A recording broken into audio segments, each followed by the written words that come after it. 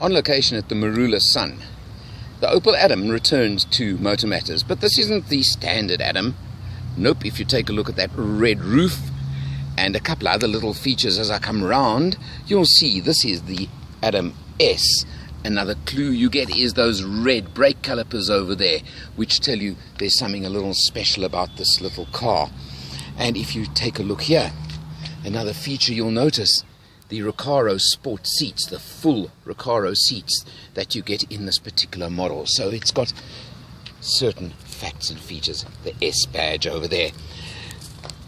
What makes the Adam S different is it's got the 1.4 litre turbo engine from Opel that puts out 110 kilowatts, 220 newton meters of torque into this tiny little pocket rocket that gives you boot space of 136 litres, a little bit limited with all the seats up, can be extended to 544 litres if you do drop the rear seats as well, which you can drop in a 50-50 split. But it's not about that, because the Adam S, if you have a look, tells you it means business when you look at that spoiler on the roof as well, and that says a lot, and says a lot about what this car means and what it's about. In the business seat of the Opel Adam S, you've got lots of extras and lots of trim features that make you know immediately you're in a very special version of this funky little car. You can see the red section on the steering wheel at the bottom, even the red stitching on the steering wheel. So there are lots of clues, lots of signs. Your dashboard over there with all your red instrumentation, and you do have, of course, your center trip computer. Not that I would worry about fuel consumption on a car like this, but I have averaged 7.2 litres per 100 kilometers in just under 300 kilometers of driving. But the Adam S is not about that.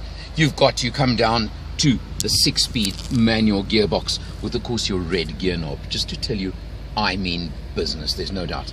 Very slick operating gear shift, very quick, very nice short throw, short shift. It's nice. You've got your aluminium drilled pedals over there as well, again saying I mean a business over here. I'm a car that wants to give you some action. Your center touch screen, the infotainment screen, very neat, works very nicely. The one thing that you've got to just accept with Opel is you've got to use their MyLink system if you want navigation. It does not have a standard navigation fitted into it, but it's just maybe the way of the world these days that you don't actually even need the full navigation, but you can sync your phone system to it and work that way. Over here, two little buttons that of course are very important. There's an eco mode. You press that little button, it switches out the eco mode. Of course, it changes your engine mapping a little bit and just gives you that even bigger boost if you want it and need it. You can also switch out your traction control if you do want to. For certain usages, certainly not for normal use. Another clue is if you look across the dash, that S over there with the trim, it's just clues to show you what this car is really about. I showed you the Recaro seats just now that are super comfortable for the front. A criticism, or not even a criticism, is on the Adam, you've got to accept when you buy a car of this sort, you're certainly not buying it for back seat space. Quite awkward with these seats to get in and out to the back in the first place. It's for youngsters, certainly not for older people. So take that into account. If you need it for a family, sorry, not necessarily for you. Another issue I have noticed with this car is with the passenger seat, or both Recaro seats, you've got these very big, very significant bolsters, and if your passenger seat is reasonably far forward and perhaps in a slightly higher position, it can interfere a little bit with your operation of the gear shift into second gear in particular. Just something to take note of, be aware. The easy answer is just keep the seat a little bit further back. Overall, well, the Adam S sells for 330,000 Rand. But it is such a niche little car. The only possible comparisons you can make to it, you could look at a Fiat 500 Abarth, you can certainly look at some of the Minis, and maybe the Citroen DS3. And those would be the cars that compete with it. They term them the boutique hatches.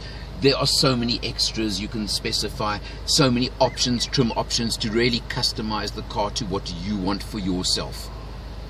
Why would you choose the S over the standard Adam?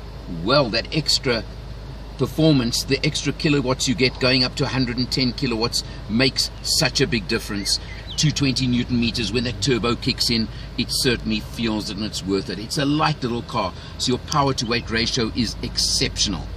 Overall, if you're looking for a little pocket rocket, two-door, sporty car, this Adam S, they only brought 50 into South Africa in the initial batch, so you may have a difficult time getting one, but if you want to get your hands on one, it's certainly worth a try.